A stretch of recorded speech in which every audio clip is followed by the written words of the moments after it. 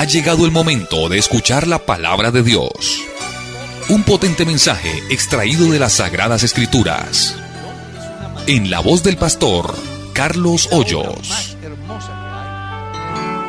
Hermano Carlos, tenemos aquí una pregunta. Dice, hermano Carlos, si solo los humanos tienen libre albedrío, ¿por qué los ángeles que se fueron con Lucifer decidieron hacerlo? Yo pensaba que ellos solo habían sido hechos para adorar a Dios y no tenían esta capacidad.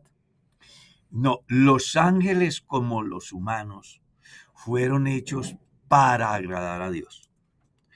El profeta Isaías dice, este pueblo he creado para mí. Mis alabanzas publicarán. Y cuando uno lee el Génesis capítulo 2, si usted lee bien desde el capítulo 1, encuentra que cada acción en el establecimiento del orden del universo concluye diciendo, y vio Dios que era bueno.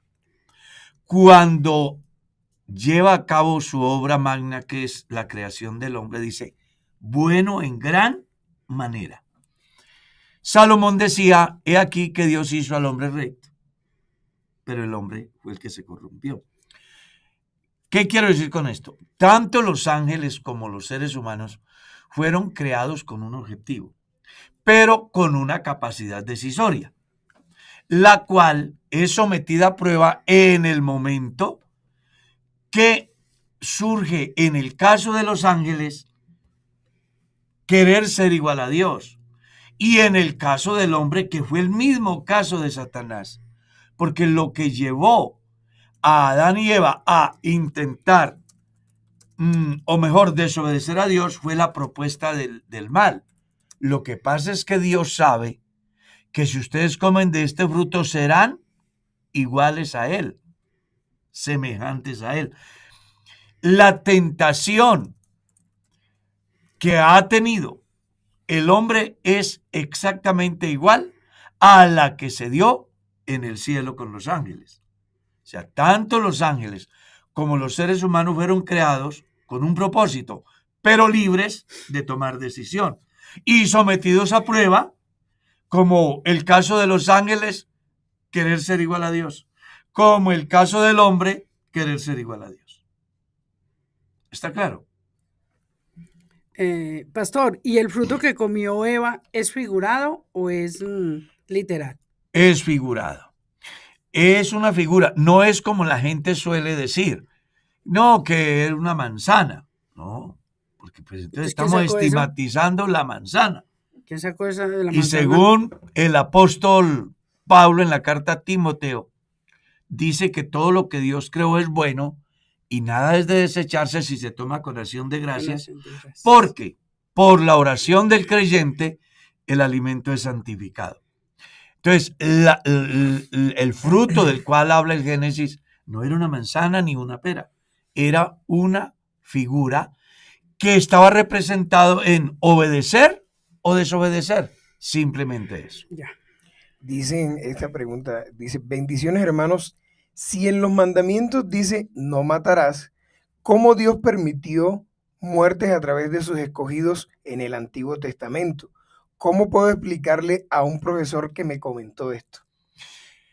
El profesor que le comentó eso tiene un pensamiento materialista, pero usted sí puede dar una muy buena respuesta. Resulta que en una monarquía, lo que el rey diga, eso es, independientemente de que la gente esté de acuerdo o no esté de acuerdo. Dios es el rey por excelencia, el soberano de los reyes de la tierra, a diferencia de los demás soberanos, porque todos los soberanos de la tierra están sujetos a fortalezas y debilidades, a aciertos y desaciertos, pero cuando entramos en el campo de Dios, Él no existe la forma de cuestionar ninguna decisiones, porque Él es perfecto. Amén. En todos los aspectos, y ningún ser humano está en condiciones de cuestionar, pues al final el hombre es dependiente, Dios es autosuficiente. El hombre necesita, Dios no necesita de nadie. Cuando usted es el dueño de una empresa, usted puede hacer lo que quiera con su empresa y más allá de que los que están en derredor cuestionen, usted es el dueño y punto. De Jehová es la tierra y su plenitud, el mundo y los que en él habitan. Él puede hacer lo que quiera y legislar sobre lo que quiera, y nadie debe de estar nadie está en condiciones de cuestionar las decisiones divinas, porque él es rey. Entonces, la ley establecía no matarás. Dios lo establece a través de la ley. Si usted lo hace, es un homicida. Pero si Dios le dice a usted que lo haga, no es un homicida, es uno que está obedeciendo a la ley del soberano. Que eso es diferente. ¿Ya? Eso es diferente. Entonces, habían 3 clases de homicidio en el tiempo de la ley. Uno, que era culposo, ese que yo hago a conciencia, ese que digo, fulano me cae mal y voy a desaparecerlo del planeta. 2, aquel que accidentalmente sucedía. Y 3, aquel que era dado por mandamiento de Dios. Entonces, vamos a explicar. El primero es censurado por Dios y quien lo cometía debía de morir de la misma manera. El que cometía un homicidio por accidente tenía la posibilidad de ir a una de las ciudades de refugio y estar allá hasta que los dolientes del difunto murieran. ¿Ya?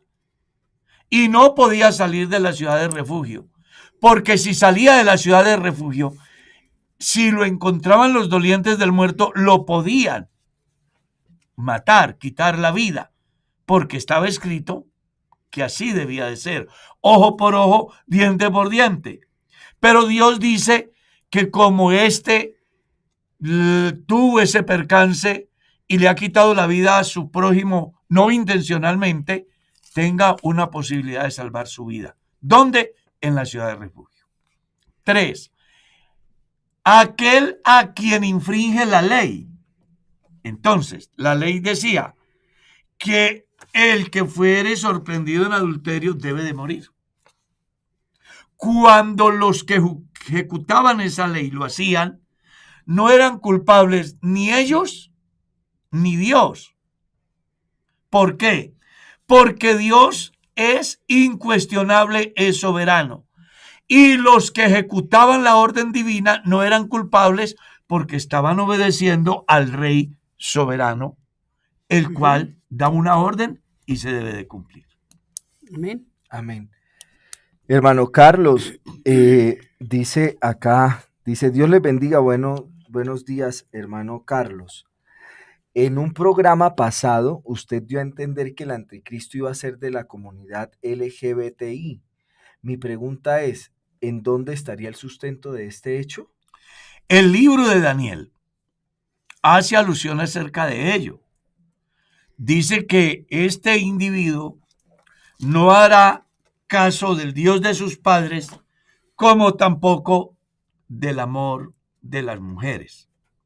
¿Ya? Eso es lo que dice el libro de Daniel. O sea, a él no le va a interesar para nada el sexo opuesto. Entre otras cosas, porque si ustedes miran hoy con lujos de detalles lo que se está dando en el mundo, pues hombre, uno llega a una conclusión, y es que todo el mundo gira en torno a esa propuesta. Daniel 11:37. Daniel 11, usted lo puede leer. ¿Ya? Textualmente, leámoslo. Léalo, Daniel 11:37.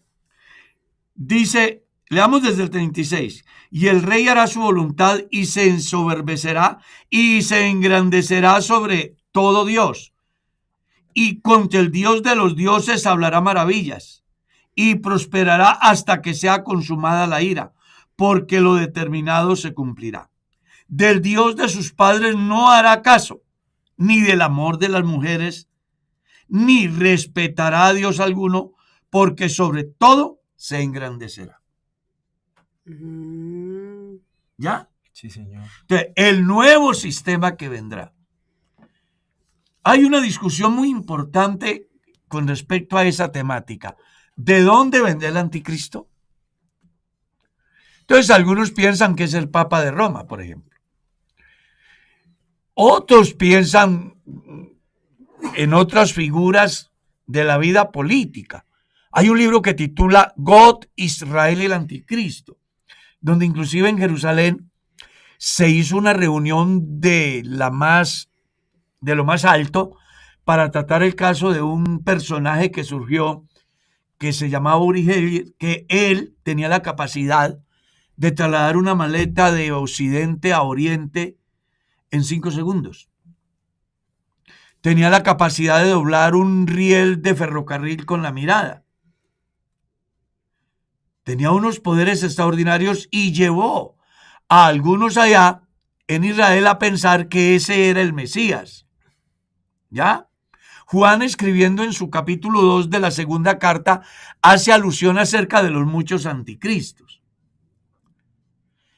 pero que simplemente están preparando el camino para el anticristo mayor, que no podrá establecerse sobre la faz de la tierra a plenitud, como dice el capítulo 2 de la segunda carta a los tesalonicenses, que hay algo que le estorba, y pues todos sabemos que es la iglesia del Señor. Amén. Entonces, cuando se habla de este personaje, hay unos que dicen que viene de la tribu de Judá, por cuanto de ahí también vino el Mesías. Hay otros que piensan que viene de la tribu de Dan, por cuanto es la única tribu que no aparece favorecida con el sello, según Apocalipsis 7 y Apocalipsis 14. En reemplazo de él aparece un hijo de José. Entonces, si usted mira bien todo ese tejido, es muy importante porque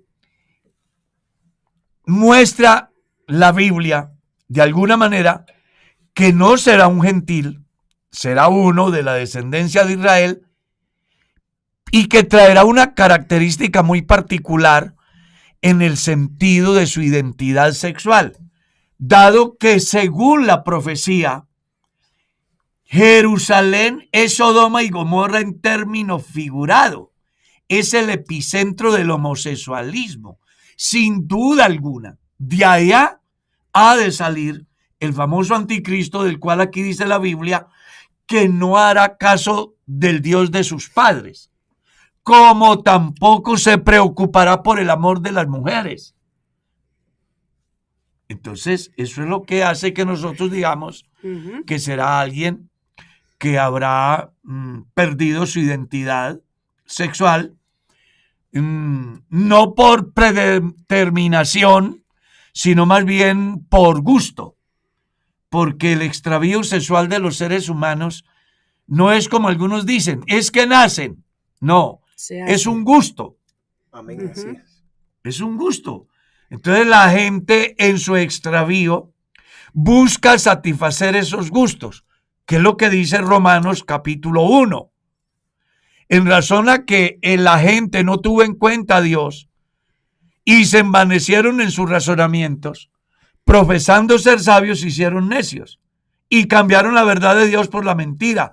Y eso hace que Dios los entregue a pasiones vergonzosas, de tal manera que deshonraron entre sí sus propios cuerpos, entrando en actos vergonzosos hombres con hombres y de la misma manera mujer con mujeres, recibiendo el precio o el pago mejor de su extravío. Amén. Amén. Pastor, Dios le bendiga desde Sabana de Torres, Santander, desde cerca de donde le hermano.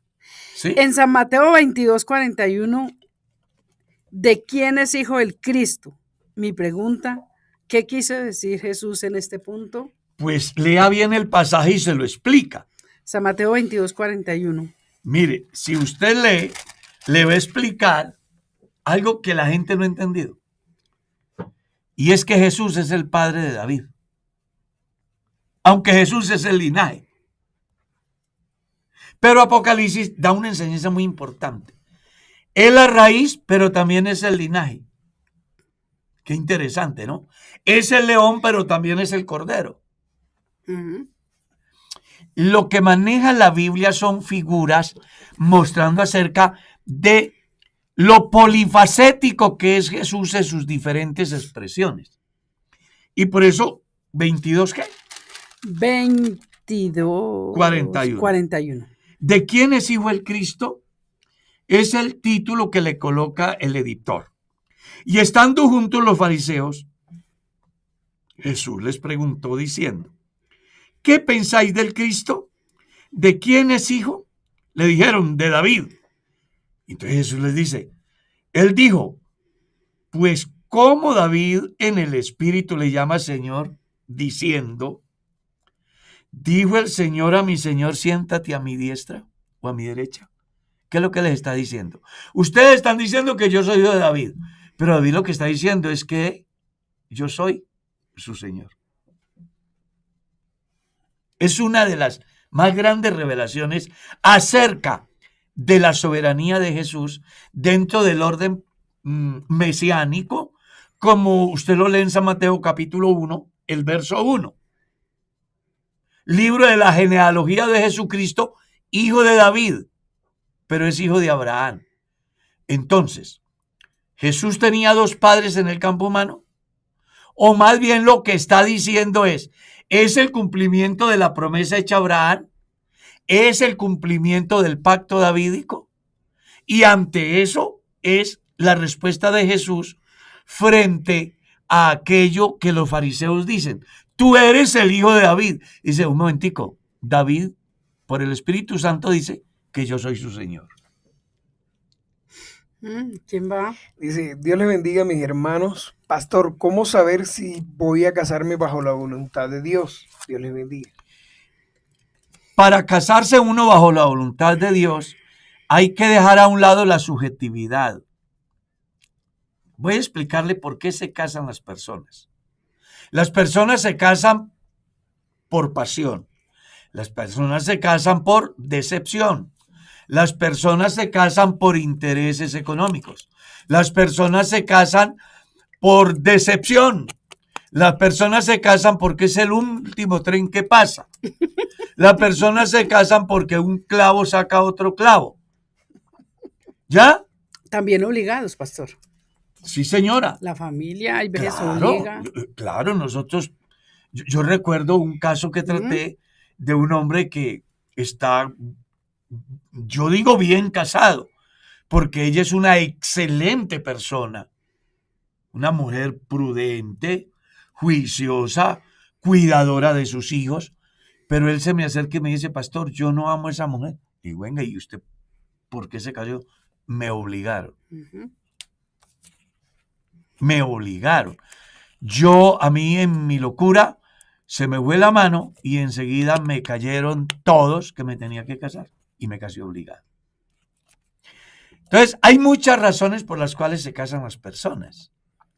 Se casan porque ven ahí una figura de cristal y dicen, no, qué maravilla. ¿Ya? Y resulta de que cuando enfrentan la realidad se dan cuenta que se metieron por el camino equivocado. Entonces, ¿qué es lo que yo debo hacer para entender la voluntad de Dios en ese campo? Número 1, buscar que la persona tenga al mismo Dios que yo tengo, Amén. que ame al mismo Dios que yo amo. Número 2, que sea un buen hijo o una buena hija. Un buen hijo o una buena hija será un buen esposo o una buena esposa. Número 3, que no sea un perezoso o perezosa. Que sean personas que sean diligentes y piensen en un proyecto de vida a través del cual puedan de alguna manera definir lo que será el futuro de ellos y de sus hijos. Número 4, que amen a Dios y a su iglesia, que respeten a su pastor. Yo tengo una historia muy dolorosa de una personita que se ha casado con alguien que no respetó ni al pastor. Y yo le dije a esta personita, venga, no se meta por ahí, porque si no respetó al pastor, tampoco la va a respetar a usted. Pero la persona pensaba que era una mala visión del pastor. Y esta persona se ha casado y como su pastor le dijo, así fue. Número 5, que le agrade en todos los aspectos en el campo humano. Porque pues uno no se va a casar con un espíritu, ni le va a tirar una toalla en la cara para acostarse con ella o con él. Debe tener algún atractivo, ¿no? Que lo llene. Hermano, me Que la da mucha llene. risa. No, es que aquí cuando tratamos estos, Así es. hay O sea, que, pero hay yo que creo desenma- eso que usted dice es fundamental. O sea, el hecho de que la persona comprenda que aunque lo espiritual es importante, todos esos ámbitos que usted ha dicho, desde la moral, desde el comportamiento, creo que también en lo físico Es debe la fundamental. persona sentirse pleno con el individuo que se va a casar. Y que lo mire a largo plazo, que no lo mire por el momento de placer. Es que a veces los hombres nos llenamos de testosterona y pensamos que la única salida es cualquiera y por eso pues hay tanto problema, ¿ya? O la muchacha se encandila por una apariencia y por eso hay tanto problema. O se dejan llevar por lo que escuchan y se les olvida lo que ya está escrito. Al hombre le dice, engañosa es la gracia y vana la hermosura. Eso le dice al hombre, ¿ya? Entonces aquí hay que ser muy objetivos y claros. Hay 8.000 millones de personas en el mundo, ¿ya? Supongamos que hay 4.000 millones de mujeres.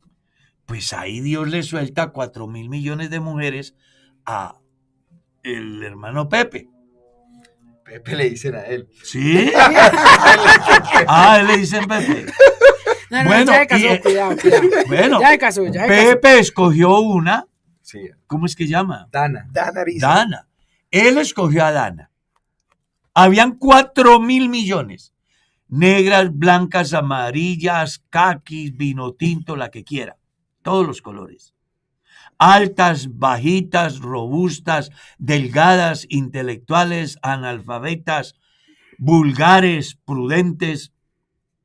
Y a usted le pareció bien, fue Dana. Dios le respeta a usted el gusto. Así es. Mañana no venga a quejarse de que no era la voluntad de Dios. Porque Dios le dijo, vea, le doy unos puntos de partida y son bíblicos. Abraham da una enseñanza muy interesante en el capítulo 24 del libro del Génesis. ¿Había mujeres donde estaba Abraham? Sí. ¿Eran bonitas? Sí. ¿Buenas para el placer? Claro que sí. ¿Servían para la reproducción? Sí, señor. ¿Sabían hacer de comer? Claro. Pero ¿por qué no quería él una mujer de esas para su hijo? Es la pregunta. Bueno, porque había un contexto cultural que incluía culto, adoración y otras cosas. ¿Ya? Entonces, dice Abraham, yo no me imagino a Isaac con un bebé queriendo presentarlo a Dios y la mujer queriendo llevarlo a Moló para ofrecérselo al Dios del juego. Amén. Eso no lo voy a compartir.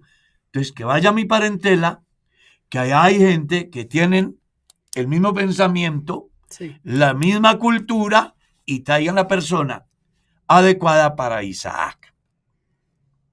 Ese es el punto de partida. Pastor, pero es que sucede muchas veces cuando uno ha escuchado ya en la trayectoria del ministerio que uno aconseja a una joven o a un joven y dice, él cambia, ella cambia. Y sí, hay veces dan una vueltica y queda peor. Sí, Hermano, usted está es pesado. verdad. No, es que es verdad que él cambia, pero mira esto, no, él cambia, sí, él cambia. Él cambia o ella cambia. Y cuando abre los ojos se da cuenta que está Sí. en el lugar equivocado. Ujú. Que no lo llena o no la llena. Hermano Carlos, pero yo quiero aclarar. Aquí hay una hermana que escribe que, pastor, que por favor diga al hermano que deje ese teléfono, que más bien sirva de estorbo porque él va a participar del programa, pero él necesita escuchar. Sí, hermano, lo que pasa es que por acá es por donde mandan las preguntas, entonces toca Sí. estar Esto es leyendo en para vivo. poder hacerlo. Esto es en vivo, hermano. Las preguntas que están Tranquila. haciendo, Llegan en vivo, entonces toca estar pendiente de los claro, para celulares, poder. pues si no, no podemos hacer preguntas. Sí.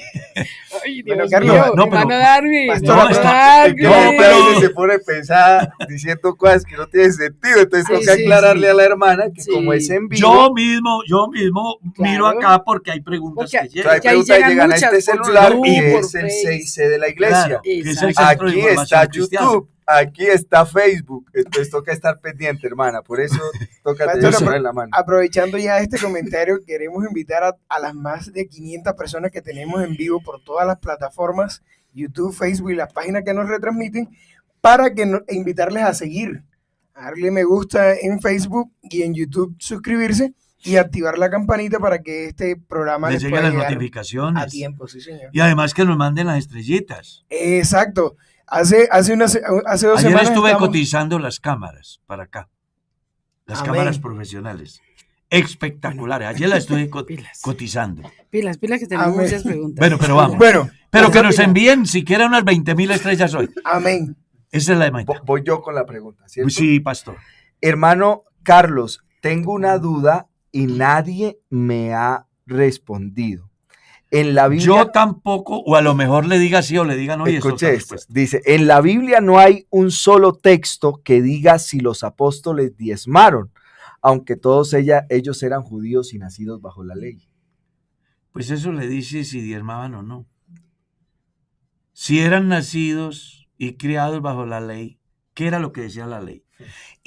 Indefectiblemente diezmarás para que aprendas a temer a Jehová tu Dios. Ahora, la personita que hace la pregunta me recuerda a alguien que me escribió. Estaba yo, porque pues yo consulto las redes sociales, me escriben, resuelvo, y alguien me escribe: los diezmos eran para el huérfano, para la viuda, para el extranjero, para el sacerdote, y hoy los pastores no lo dan. Entonces yo le respondí, él estaba en línea. Lo más triste de todo es que usted no lo da ni a Dios, ni a la iglesia, ni al pastor, ni al huérfano, ni a la viuda, ni al extranjero, porque usted no diezma. Punto, se acabó. No le quedó palabras para responder. Las personas que hablan tanto del diezmo son las personas que creen que el mundo les pertenece y desconocen el Salmo 24. Todo el que no quiera diezmar, que lea el Salmo 24. Y el Salmo 24 le dice que usted no tiene nada. De Jehová es la tierra y su plenitud, el mundo y los que en él habitan. Dígame, ¿qué da usted que sea suyo? Yo quiero ver una persona que diga que da de lo que es suyo.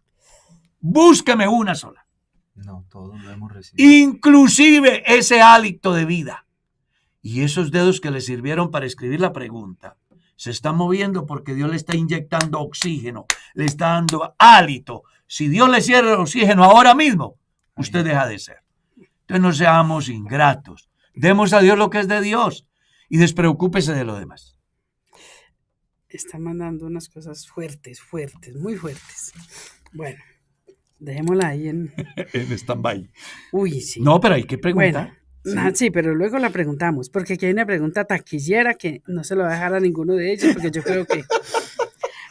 Pastor, dice, no quiero dar mi nombre. ¿Hasta qué punto llega la autoridad de la esposa de un pastor en la iglesia? O más bien, ¿cuál es el rol en la congregación? Vuelve y dice, no quiero dar mi nombre. Si es una creyente común de la iglesia, pienso que tiene cierta dificultad para aceptar determinadas decisiones de la esposa del pastor.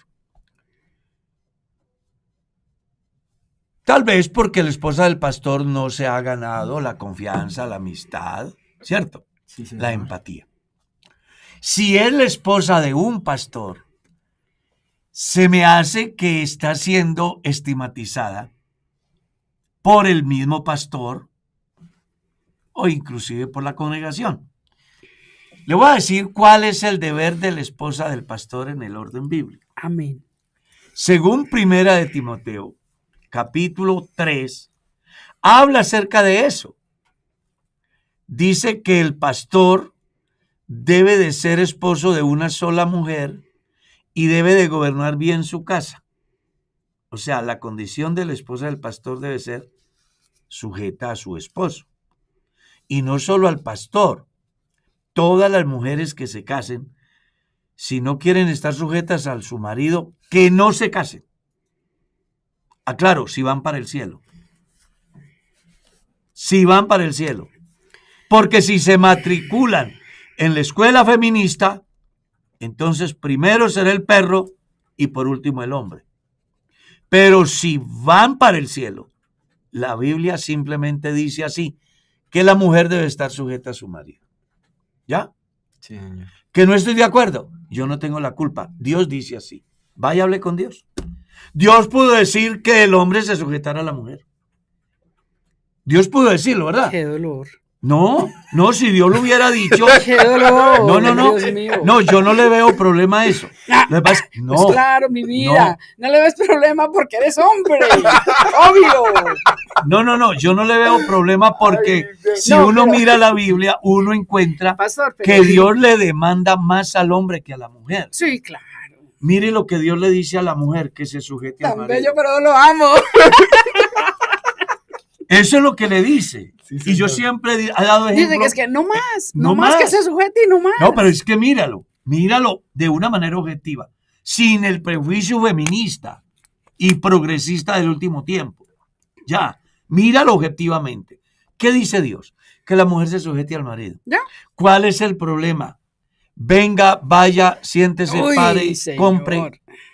No, pastor, Venda. pero hablando seriamente. No, estoy hablando de una manera ¿Cuál es objetiva. la forma en la vida cotidiana de verdad de una cristiana sujetarse a su esposo? Sea esposa de pastor. Claro que la pregunta de Vamos, esposa de vamos. pastor es Por eso estoy tratando de orientar. ¿cómo se acá. tiene que sujetar una mujer al esposo Exactamente. bajo el temor de Dios? Eso es lo que quiero explicar. ¿Es así, verdad? Espere, yo voy a explicar. Entonces, Santa cachucha. yo no he entendido por qué las mujeres, ojalá que no piensen que soy machista, las mujeres Tranquilo. piensan de que es un problema estar sujetas. Cuando creo yo que entonces la naturaleza misma protestaría contra Dios, porque Dios también sujetó la naturaleza. Pero cuando usted mira lo que Dios le pide al hombre con respecto a la mujer y lo pesa en la balanza, usted se da cuenta que Dios le demanda más al hombre. Porque, ¿qué le dice Dios a Merceditas? Que se sujete al hermano Carlos. Entonces yo le digo a Merceditas, vaya, venga, compre, salga, entre. Y el deber de ella debería de ser ¿cuál? Sí, Sí, señor. señor. Bueno, señor. Lo que diga señor. Pero es que Como eso diga era en el señor. tiempo antiguo. No, espérate. No, ahorita. Donde diga señor. ¿Mm? Eso suena como muy machista. Pero mire lo que Dios le dice al hombre. Ame a Mercedita, me dice Dios a mí. Como Cristo amó a la iglesia y dio su vida por ella. Ujú. Así que Merceditas se le va a quedar quieto el corazón. La llevo al experto, el médico, cardiólogo y cirujano de corazón se llama, ¿verdad? Sí, un cirujano cardiovascular. Un cirujano cardiovascular. Y él me dice a mí, vea, pastor, la verdad, el estado de su esposo es muy delicado. Hay, como siempre, dos posibilidades. Una, muy mínima de que viva. Y otra, muy, pero muy alta de que se muera. ¿Y en qué radican las dos? Yo, en la mínima es que ella requiere un trasplante de corazón. Y si no se le hace, se muere. Y la segunda es que usted, pues le done el corazón porque es el único que sirve. Dígame, ¿qué debería hacer yo como esposo? Si amo a mi esposa como Dios ama a la iglesia. Dígame qué debe hacer. Donarle su corazón. Donarle mi Dar corazón. la vida serio? por ella. Entonces, no, Sí, es que es pero verdad. Es que yo quería decir algo. Yo creo, hermana Mercedes, que de algún modo el tema ha estado en que, yo voy a decir algo, en que nosotros los hombres a lo largo de la historia, de algún modo, creo que pues, es una postura, no hemos sabido cumplir lo que Dios dice. Exacto. Porque, y eso ha provocado que La algunas otra mujeres reacción. no sientan agradable eso de la sujeción. Porque usted se imagina, si uno como esposo ama como Cristo amó a la iglesia y a la esposa, uno no incitaría o no motivaría a que la esposa hiciese algo que le generara daño, dolor. Claro. Sí, pero ¿cierto? es que yo creo que es que no hay necesidad pues de que como pues con tanta exageración como habla el pastor Carlos y dice que venga, que suba, que baje. No, es pero una por manera ejemplo, de exacto, decirlo. sí, porque es que explicarlo. los hermanos lo toman o las hermanas están No. preguntando, pero díganos qué es sujetarse. Yo Bueno, pienso que todas las cosas no, que uno... en el orden bíblico hay 2 textos muy importantes. Ujú, 1, mujeres sujetadas a vuestros maridos en todo. No soy yo, la Biblia lo dice. Efesios capítulo 5, verso Sí, 22. Luego Pablo reglamenta eso porque se la han tomado muy a pecho los hombres. ujú. Entonces manejan el extremo. Entonces, ahí Entonces, dice, ¿qué dice él? sujetar. Las mujeres sujétense a sus maridos Como como conviene. O sea, son 2 textos que establecen una Ujú. diferencia. Porque en Efesios parece que Pablo dijera en todo y es un todo absoluto. Y eso llevó a los efesios a que abusaran de la autoridad. Ujú. Eso es el punto. ¿Está claro? Luego Pablo, escribiendo a los colosenses, les dice, sujétese como conviene. Porque no es lo mismo decírsele que se sujeten en todo a que se sujete como conviene. Entonces, yo estoy casado con Merceditas. Voy a decirle que se prostituya para yo conseguir dinero. Pues ella no debe de hacerlo. Voy a decirle que se vuelva traficante de alucinógenos para conseguir recursos. Pues ella no debe de sujetarse. Voy a decirle que traiga todo lo que sea vicio a la casa y entonces ella por sujetarse lo va a hacer. No, por eso es que la Biblia hace la salvedad. Como conviene. Y si es un hogar cristiano, si son temerosos a Dios, ¿en qué podría ser que ella no se deba sujetar a él? Como Bueno, en conviene. aquellas cosas que riñen contra los valores cristianos, contra su propia dignidad. Por ejemplo, un hombre que quiera forzar a su mujer en la intimidad a hacer algo que su conciencia le afecta y que ella piensa que está siendo abusada o violada, que está siendo agredida, ya. aunque el hombre es la autoridad, no puede y ella no debe de aceptarlo. Pastor, es que nosotros... Hay otros aspectos en otras áreas que Sí. en la medida del ejercicio de la vida matrimonial las personas deben de tener la madurez suficiente y la capacidad necesaria para establecer las diferencias entre lo que nos conviene como pareja y lo que no nos conviene como pareja. El hombre casado no es un dictador en la casa, es el Exacto. complemento, como ella es el complemento de él. Exacto. El pastor Darwin hace un comentario muy interesante. Si un hombre cumple con su rol como esposo, Exacto, sí. difícilmente hará algo que genere una reacción contraria en la otra parte. Como una mujer que cumpla con su rol, difícilmente hará algo que genere una reacción contraria en su cónyuge. Cuando usted y yo nos ponemos de acuerdo en Exacto. todos los aspectos, Sí, porque a mí me han dicho que cuando ¿cómo hago para yo ir con cedo- él? Ay, Ah. hermano, ¿usted cómo ha hecho para ir con el hermano Carlos tantos años? Y yo, A mí me muy parece, fácil. a mí me parece que fue ayer que me casé. A mí me parece que fueron 5 minutos por bajo el agua.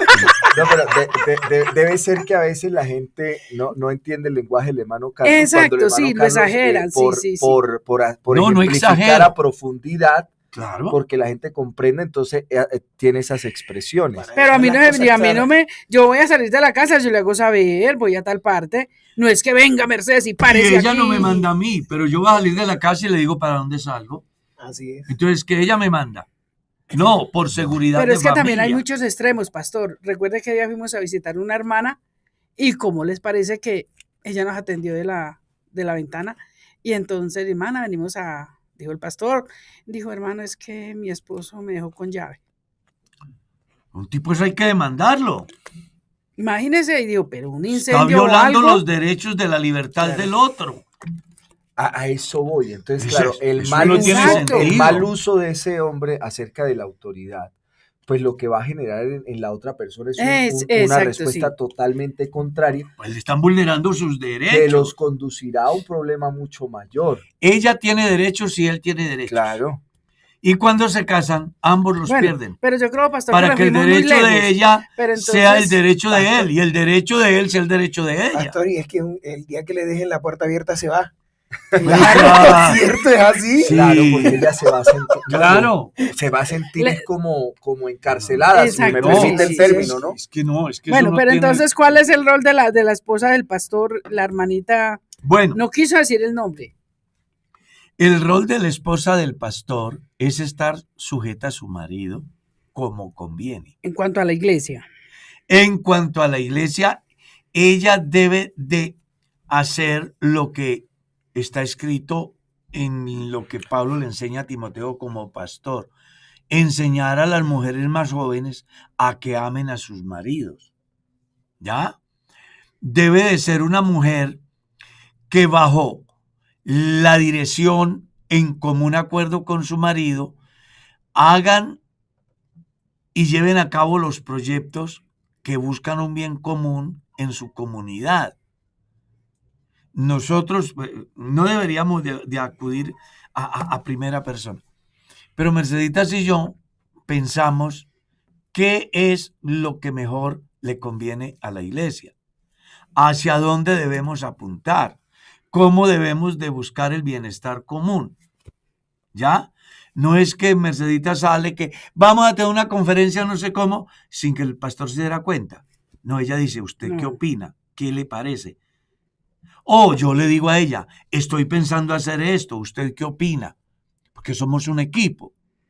El pastor y la esposa son un equipo. Y por eso, hasta en la consejería, siempre busco a mi esposa para que conmigo esté en la consejería cuando se trata de orientar a mujeres, buscando con ello tener el aporte de la parte femenina y además que no se le abra la puerta al enemigo para que cuestionen, digan cosas que no han pasado por la mente y que no se han tratado.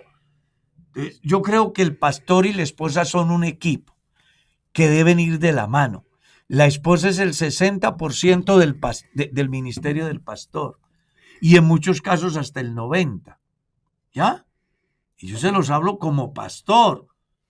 Yo he tenido casos en iglesias donde doy un paso atrás y la dama da 3 pasos adelante.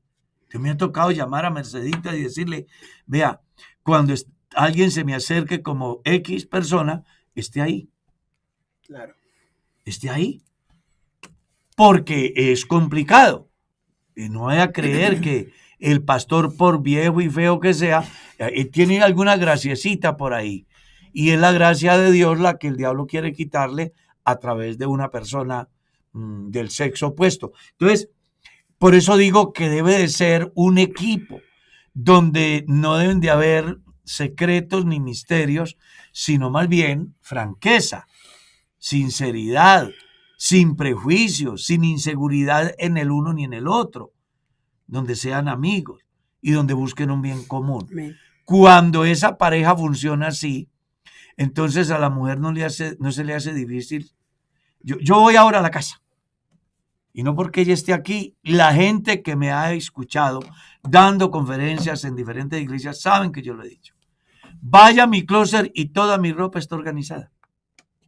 Entonces yo no tengo que reprocharle.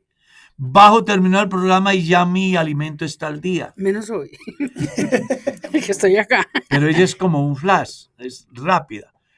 Entonces uno no tiene Pero que... pastor, ¿usted es consciente de eso? Que hoy está ahí acá. Ah, y que- claro, yo sí, no sí, puedo claro. exigirle. Así es. Es que Yo- eso es lo que relacionamos a lo que decía Darwin. Entonces usted, ahorita que llegó a su casa, se molesta con la hermana Mercedes porque no está el desayuno. No, hay que tener conciencia. Estamos de la- aquí. Exacto. Estamos aquí, ¿ya? Pero Merceditas tampoco tiene que preocuparse por lo de las cosas de ella, porque ella no tiene que pedir nada. Así es. Ella todo lo tiene, porque yo convivo con ella y sé cuáles son sus necesidades y la participo de la bendición económica que Dios me da para que si ella quiere comprarse algo que yo desconozco, pues lo compre. Es que somos un equipo. Somos un equipo. Amén. Y las discusiones, y ella lo puede decir aquí, de Merceditas y yo duran más o menos 20 segundos, 30 segundos. Duran nuestras discusiones. ¿Por qué?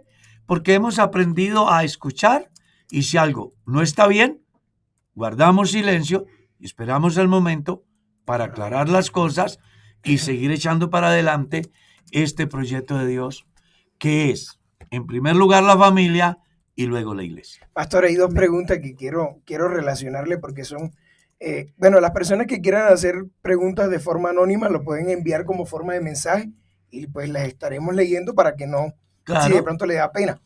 Dice una chica en forma anónima, preguntó y que no quería que dijéramos su nombre, que cómo sujetarse a su esposo si no cumple en la vida sexual. Y quiero relacionarle esa pregunta porque siguieron insistiendo en la parte interna. Mi pastor Carlos Hoyos quería saber, y por eso entendí ahorita lo que dice la hermana Mercedes. Mi pastor Carlos Hoyos quería saber, es que me han preguntado varias veces si el sexo oral es pecado. Bueno, son dos preguntas Sí, a la señor. vez. La primera, si su pareja no cumple en el campo sexual, yo le recomiendo que busque la ayuda de su pastor. Vaya a la parejita. Si la persona que no cumple dice que no va, haga un almuercito o invite a unas 11 a su pastor, aprovechando que el compañero o la compañera esté ahí. Y siéntese y exponga el tema que el pastor debe estar en condiciones de darles una orientación. En caso de que el pastor no les dé una terapia lo suficientemente saludable como para que ellos resuelvan el problema, les recomiendo buscar una persona experta en salud sexual, que en ese campo, pues nuestro pastor y médico nos puede orientar, un urólogo. Urólogo. Un urólogo, también hay sexólogos. Sí, pero los sexólogos comúnmente pues son psicólogos que hacen un posgrado en sexología, pero desde el punto de vista anatómico, que debiera ser lo primero que se revisara. Un urólogo. Un urólogo es la O persona que ginecólogo. va. En caso de que sea la mujer, es un ginecólogo. Exactamente. Entonces, buscar esa ayuda profesional, porque no es común, escuche, no es común que un hombre que se casó porque necesitaba una mujer no tenga vida sexual. O una mujer que se casó con un hombre no tenga vida sexual, no quiera tener sexo. Algo está fallando. ¿Ya? Y que puede ser mínimo. Que con una buena orientación de su pastor, donde él sirva de árbitro y los escuche, porque puede ser que a él se le ha ido la mano en el trato con ella, o a ella se le ha ido la mano en el trato con él, y eso genere un resentimiento y un distanciamiento. Sí. Eso puede ser. Porque nadie ofendido va a hacer algo. Exacto. Nadie. Sí. Entonces, de pronto necesitan la orientación de su pastor en el campo de la convivencia. Por eso hablo de un árbitro. En caso de que el problema sea de salud física, pues busquen esa orientación profesional y los pueden ayudar. Los pueden ayudar en esa área. 2, con respecto a si el sexo oral es bueno o mejor, es pecado, que sí es pecado. Yo no he leído en la Biblia ni un versículo que diga hágalo. Pero tampoco he leído un versículo que diga no lo haga. Le voy a decir lo que dice la Biblia. Y se lo voy a decir de manera objetiva, buscando no despertar suspicacias en la gente. ¿Qué es lo que dice la Biblia? Que el marido cumpla con la mujer el deber conyugal y asimismo la mujer con el marido. Texto siguiente. Porque el hombre no tiene potestad sobre su propio cuerpo sino la mujer. Y la mujer no tiene potestad sobre su propio cuerpo sino el marido. Eso es lo que dice la Biblia. Ningún pastor está en condiciones de decir hasta dónde va la vida sexual de la pareja, porque Dios lo tiene así escrito y pienso que la intimidad de la pareja le pertenece a la pareja Ay, y deben de solamente. tener su vida sexual en mutuo acuerdo, buscando no sentirse mal ni física, ni psíquica, ni espiritualmente una de las partes. Cuando yo tengo una vida sexual que a mí me agrada, pero que a la pareja le incomoda, no estoy cumpliendo con el deber que enseña la Escritura, amar a su mujer como a sí mismo. Porque a mí me debe de preocupar el bienestar de mi mujer.